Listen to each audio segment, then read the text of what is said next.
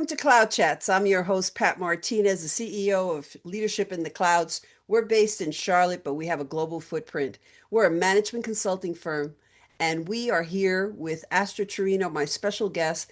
Cloud Chats was just a little bit about Cloud Chats. Cloud Chats was established back in 2015 to bring voices like my guests here today in this fast-paced world that otherwise we would not be able to speak to them. But they stop in, they have a 30-minute conversation with me, and they keep going. And if you know Astrid Chirinos from Charlotte, North Carolina, you know she's always on the move. Astrid, thank you for joining me here today.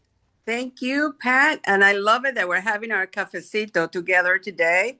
And, I wish I could have half of your energy, but, we're getting there.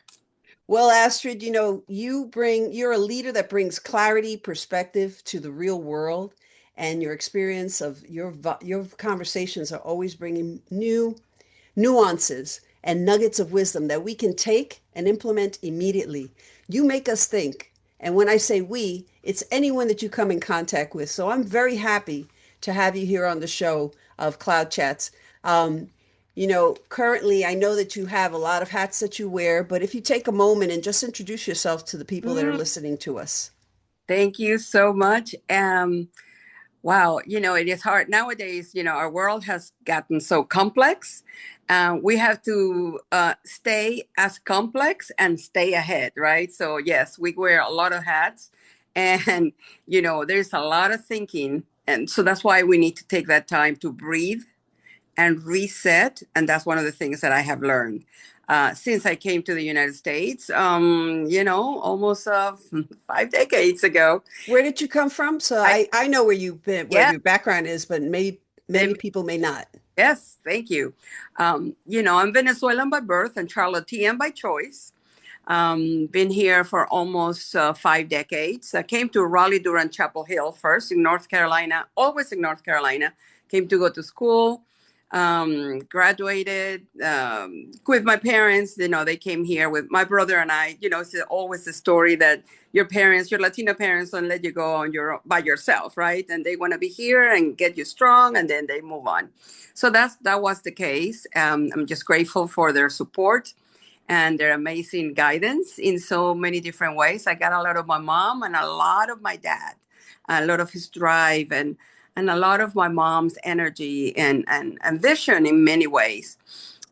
So graduated from North Carolina State University and then got married, got divorced. We all go through those passages in life.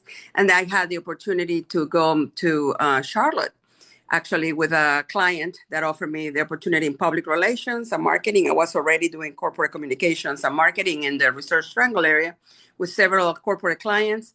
And here I had the opportunity to blossom and really understand the business community, come at a in a very good space because that was a time for the bonanza of Charlotte, the growth of the banking world. Everything was possible.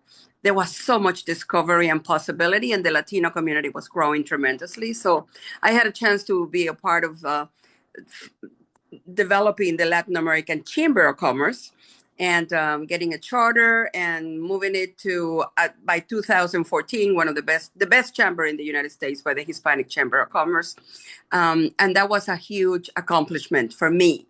But, in many places, I could see that our Latinos needed to have their voice. And that was my commitment. So after leaving Merrill Lynch, I went there in corporate America. If I was going to do it, I was going to do it big and with the biggest brokerage firm in the world. And I was grateful for that. But I really wanted to have my own business, building the competency for our Latino professionals, occupational community, in every way for women to be able to integrate and engage in the workplace, move faster vertically. And I had the opportunity to do that in many different ways with my business, Diverso Global Strategy. So you've already heard that I was in corporate America, and then I went into an entrepreneurial world, right?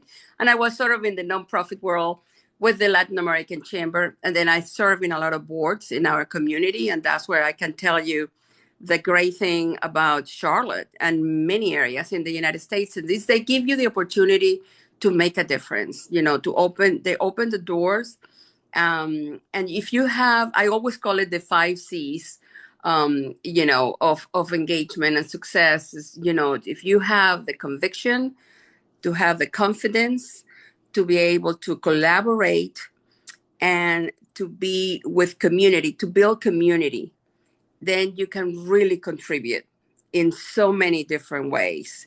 And that's the chance that Charlotte has given me in so many ways, whether it is in the corporate world, in the nonprofit world, leading organizations, building organizations like you have done as well. And now today is just very, very exciting to see that many times when we put our voice out there, like I remember I was one representative of the Latino community almost everywhere. There was the Latino business community was developing and was growing. And I remember I was representing the Latin American Chamber of Commerce and a big workforce development grant from the Department of Labor, from the Workforce Investment Act after 9/11. And they were putting millions of dollars to work for the African American community or for minorities after 9/11 to develop their leadership skill, team building, communication, decision making, problem solving, also skills in computers and in education, in other areas. And there was no 1 cent for Latinos. So because I was on that commission, and Wow. I was the only dissenting voice, I said, I will not be able to vote unless we have money for the fastest growing community in the workforce, and that is contributing and helping Charlotte. And we had to be unanimous. So that voice, and I'm just saying in general for all of us, we were able to stop the process. The Department of Labor and the university where this was being deployed talked to me. They said, actually, we cannot find people that could facilitate and create those programs. And at that moment, I said, I volunteered myself. I said, I'll do it. I'll recuse myself from the commission, but I can do it. So I put together a whole team, and we were able to create these programs that are still alive, being deployed across our footprint with different nonprofit organizations in different corporations. But that one was one time when I know the voice that we need to have conviction, we need to be confident and be clear that what we're going to contribute at that moment is going to make a difference. And That's right. get me. You always bring strategy, vision, practicality to the conversation. And you've been through a lot. During that time, I want to ask you a question. Yes. And it may be something you need to step back and take a breath. It is there a specific experience that has caused you to stand back or step back and take time to heal so that you can move forward? Because as Latinas and as women trying to make it in this world, and you've been in corporate, you have your own business, you've been a nonprofit, you've been in the community, there are times that we're confronted with pain. This healing process has to take place. And sometimes it takes a split second, sometimes it takes longer, sometimes it takes months. But you have been able to bounce back and just be there in the conversation. So, what allows you to heal? And what situation did cause you some angst or some time that you needed to step back and heal before you move forward? Thank you for that question because I think a pivot point was when I left the Latin American Chamber of Commerce to venture into repurposing the foundation into an economic development corporation, and to realize that not everybody understood the role of Latinos in economic development, not as a workforce, but Mhm. as economic development engines. Yeah. And so I could not find the support that I thought I was going to have out there from all levels, not only in terms of my peers, but also the funders, but also the government, but also the community. And I would tell you, it was interesting because at the end, the government was incredibly supportive. Wow. I mean, they could see it, they could understand it. And it was, I was hoping that our community would have been more prepared at that time. If I were doing it now, maybe I was ahead of the time, but I just thought that we were ready, and perhaps we could have done much more. But you know what? Many of those projects and those things that were planned are happening now. So Well, let I, me ask you a question. You talk about the turning point, and uh-huh, that's very interesting. You've had many points I've seen uh, because I see you bounce back, and you're not afraid to open the door, ask the question, be the lone voice, as you said, the dissenting voice saying, no, I'm not going to vote that way. What mhm, was the turning point when you found that voice and you found that you can step into your power with confidence and mhm, that you weren't fearful of mhm. blowbacks or anything of a negative nature in the community? When was that point? I mean, there have been several times when I said, if I don't do it now, if I don't ask that question, You're that going to blow up. one more question. Not only our, but it is the question that also everybody wants to ask, and it just happens that because of my perspective and our perspective, from coming from a different culture, right? Mine as an immigrant to the Mhm. United States, having to adapt, adjust, integrate, manage, develop, grow in so many different ways, and not worried about my accent, right? But speak with confidence with an accent. And as I used to remember a great entrepreneur that used to say, the quality is our accent is on quality, right? So that's why I want to be, perceived as. It's not about how I'm saying it, but what I'm saying. So I would say that the changing point, I think at that time, when I was around 40 stakeholders, public, private, and nonprofit in the community, and they were willing to stop the process. And this was 20 years ago. I mean, this is not, we were, well, you know how it is. We take two steps forwards, one step backwards, right? Yeah. We're pretty much in a way of where access, equity, inclusion were a huge thing in our community. I think Charlotte was ready to hear somebody that would say, no, no. Yes, and I firmly believe when I got here in 1998, and you were the one of the first five people that I met. I remember Mike Duvall saying, "You have to go meet Nathan Feldman," Oh, and yeah. that was the door that opened everything back then. And he said, "Come to the Chamber of Commerce meeting," and it was at Blue Restaurant that is no longer there, but we're still here. That's And right. Nathan is here in spirit with us, but the Right. chamber still goes on.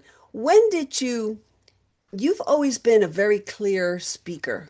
You've always been there. You've opened doors and you have set the things in motion like myself. I follow that pattern. Many of us say we go through that door, but we bring 5, 10 women with us or whoever's coming with us, young people. I even put somebody who's young from Wingate University on our board at the National Council for Leadership because you have to pay it forward. Yeah. So what I have to ask you this question because you always have purpose and power, Mhm. but what brings you peace in the season of your life? What does having purpose and power and peace mean to you at this moment in your life? Great question, Pat. I think at this time in this season of my life, right in this sixth inning, let's just say, of when you open your heart to the universe and to really align who you are, your authenticity, and your purpose, then everything that needs to come comes naturally. And I think what brings me peace is the fact that I am clear about my purpose to create the space for discovery and possibility so change can take place. And that even impacted my personal life when you know, um, let's say my boyfriend from high school came back into my life after 40 years ago, Wow. right? Because we were in alignment, because I opened my heart to discovery and possibility again. And we parted about 40 years ago, and I wanted to discover and have possibility in the United States. and didn't want to get married at that time. And then the universe brought him back into my life. And at this time, it's just a powerful experience and collaboration. You know, we're not competing, we're collaborating. And I think that's what happens when you are ready to collaborate as opposed to compete. When you are ready to Hmm.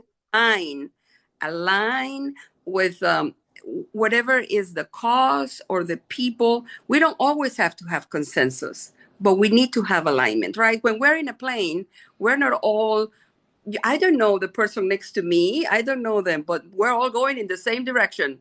We're aligning, right? So we don't have to have consensus, but we need to have that common purpose. So I want to go off the beaten track and ask a question that I normally don't ask, but I know that you're very involved and you're very passionate about this. Currently in our community, we have people that are afraid to speak because of the situations against Latinos. Mm, We have people that are saying, I don't want to get involved. I'm going to stay back. I'm not going to go forward because this situation is not good for me. It's not conducive to letting myself be known. I can't raise my hand like I do.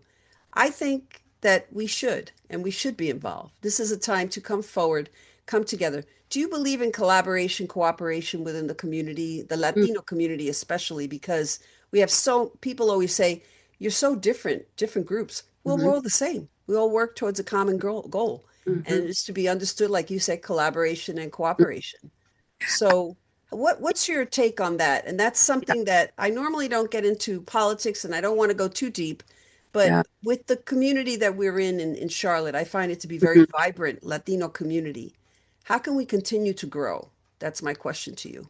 You know, and I think part of that I sort of mentioned before, not only the collaboration, um, but the confidence and that we're contributing and that it is not frivolous, right? People sometimes are afraid that, oh, if we all come together, it's just going to be the same thing, variations over the same theme or whatever it is.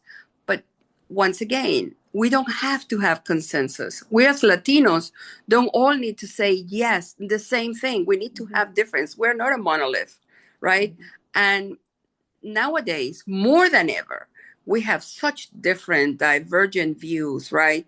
But if we all have a common purpose, it doesn't matter what the other one believes, but if we're all going in the same direction, On the airplane, you said we're all on the going in the same direction. direction, but it doesn't matter if you are Republicans, Democrats, Independents, we all need to, we are all Latinos and we want the well-being of everyone, not only in our community but the contributions that we're making, right? They're not divided or fractional or like, oh, this is half of a contribution. No, I mean, we're making full contributions to the community, and we all not have to agree with each other, but we just know that we're going to be making a difference here, there, in different places. So I'm sorry, I just got a call. So I think that we can do it if Hmm. we have a mindset change that we all don't have to be holding hands, um, because it's not always that way. It's just there are many times when things have been resolved with different points of view, not by consensus, but by agreeing what the final goal, what the outcome is going to be. Mm. I think that comes with age. I think you have to be comfortable in your own skin because I remember myself, if I were to talk to myself in the 20s, um, that advocate, that person that said, I'm going to change the world. And in my 30s, you change your tune. I had two children. I had to be careful what I had to do because everything that I would do, somebody's watching me. Yeah, In the 40s and going on and on and on. Oh my God, time flies. I But in know. any case, you Yeah, become very comfortable in your own skin. And I yeah. think that's what's happening. So in this turn of events, we have the a lot of things that you bring clarity. How would you want to be remembered? When we talk about Astrid Chirino, I know each one of us has our own little commitment of who you are, what you do. We all love you. We all support you. Wherever you are, we want to be because there's nuggets of wisdom that you share with us. We may know it, but sometimes we don't say it. And it goes back to what you're saying, being the lone wolf in the room. And sometimes it still happens. So, how do you want us to remember you? Not that you're passing away or anything, but what is your legacy? Mm. Well, I think I would like that. I would like to be remembered as a catalyst of change, Mm, that leaves wherever I have been better than when I came in. So whatever change is for the better, not to go backwards.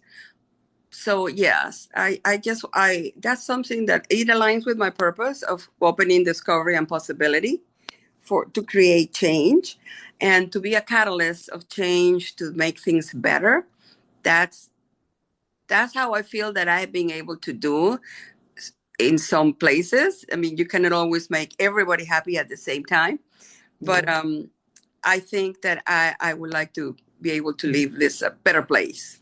And I think because I'm an author and I believe in the written word and I read, I'm that's just a portion of my books back there.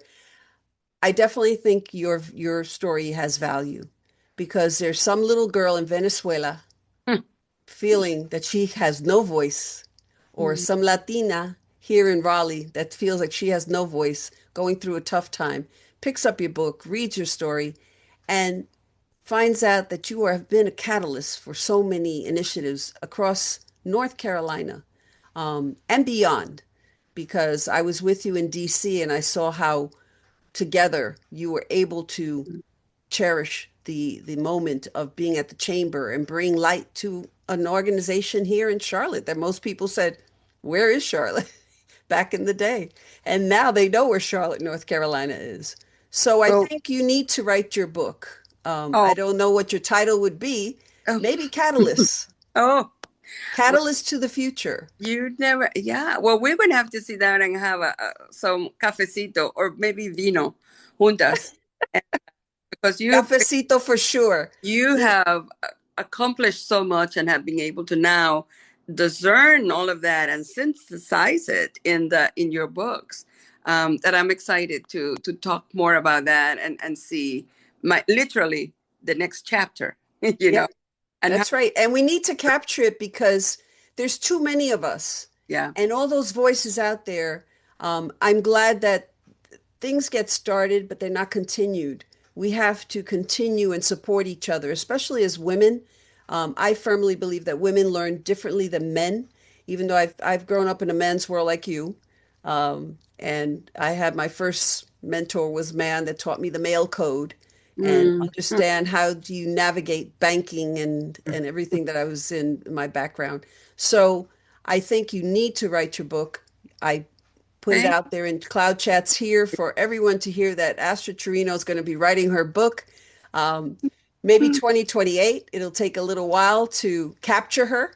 Oh, But thank you, Astrid, for this joining is me here in Cloud Chats. You always bring strategic vision, practicality, wisdom. You know, I can't say enough of for the admiration and respect that I have for you, and especially como una Latina almana. I uh, love you dearly, and I thank you very much for being here on Cloud Chats today. Is there any parting words that you would like to leave with well, our audience? back at you, amiga. And, we just need to keep moving forwards, like problems are going to be there. We need to be comfortable with the uncomfortable and face it head on. Doesn't matter whether we're in our own country, whether we're in our new country, anywhere we are, we're citizens of the world. And That's exactly it. the challenges and the opportunities and the success is out there for us to grab. So, lead on. That's my best advice. Lead on anyway, wherever you are at the season you are. This is no time for fear. And I must compliment you on your plants in the background. They Oh, are absolutely beautiful because I have just developed a green thumb. My mother passed about 10 years, and I oh, finally have a green thumb. Y no se me mueren. So uh, I have a there you my go. money tree here in my office and my bamboo, but I'm very, very envious of that beautiful plant you have Well, back there. that one back there, her name is Hope. I got it, when my mom passed, a group of friends sent it to me, and this was, gosh, I mean, 2022. Yep. So, and it keeps growing. And so it gives me inspiration every day to see it and see it grow every time. So hope and faith, That's where it is. the biggest catalyst. Well, amiga, thank you so Yes. much. Everybody, this is Astrid Chirinos. She is the voice of clarity, purpose, and peace in our community.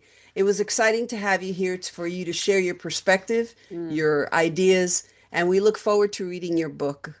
Ay, gracias, amiga. You'll be the first one. Okay. Okay. Thank you all. Stay Thank tuned.